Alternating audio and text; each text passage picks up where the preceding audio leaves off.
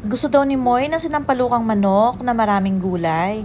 So ayan, kaya yan ang naisipan niyang lutuin. For today's video ay magluluto tayo ng napakasarap na sinampalukang manok na maraming gulay. So ayan nga, at iniready ko na ang ating gagamitin. Syempre, ang pangunahing sangkap ang ating manok. At yan din ang ating sitaw. Isang taling sitaw yan mga kamarites.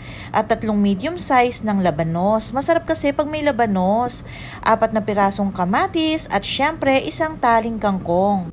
Huwag natin kalimutan ang gagamitin natin sa pagigisa, ang ating sibuyas. At syempre nga pala, lalagyan natin to ng siling berde, pampabango.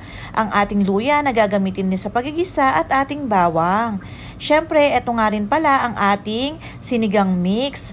Ayan, at kasama na rin ang ating chicken cubes. So tara, since nakaredy ng ating mga gagamitin, ay umpisahan na natin ang pagigisa.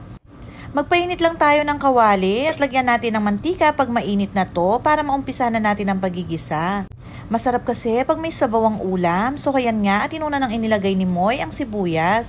Pag medyo okay ng ating sibuyas ay susunod na natin ang ating luya para agad bumango ang ating ginigisa. Ayan na rin ang ating bawang mga kamarites, basta pag medyo brown na sila ay ilagay na natin ang ating manok. Kadalasan, pag nagluluto tayo ng sinampalukang manok, ay talagang kangkong lang ang ilalagay natin at siling berde. Pero dahil mahilig kami sa gulay, gusto ko talaga ay maraming gulay ang pagluluto ng ating sinampalukang manok. Kaya ipinalagay ko na kung anong mga gulay ang meron pa sa ref. So ayan, at pag malapit ng masangkot siya ang ating manok, ay ilalagay na natin itong ating kamatis. Masarap yan mga kamarites, lalasa mamaya yan sa sabaw at talagang masustansya ang hihigupin nating sabaw pag maraming gulay.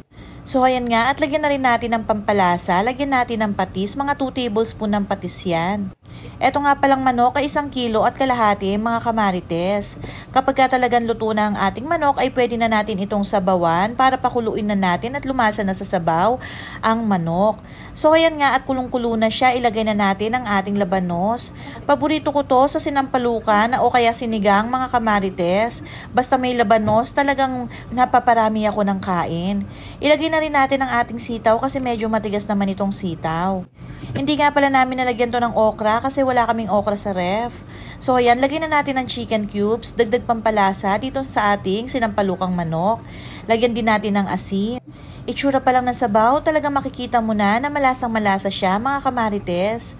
Ayan nga pala, ang inilagay nga pala ni Moy na sinigang mix ay yung may gabi para medyo malapot-lapot daw ang sabaw. Inilagay na nga rin pala niya ang siling pansigang para bumango na ang ating sabaw. At syempre, ang pinaka-finale natin, itong ating kangkong.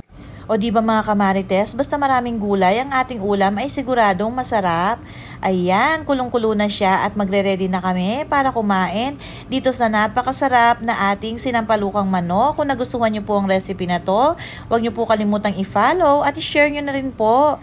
See you on my next recipe mga kamarites. Thank you for watching. Sana po nagustuhan niyo itong aming niluto ngayon.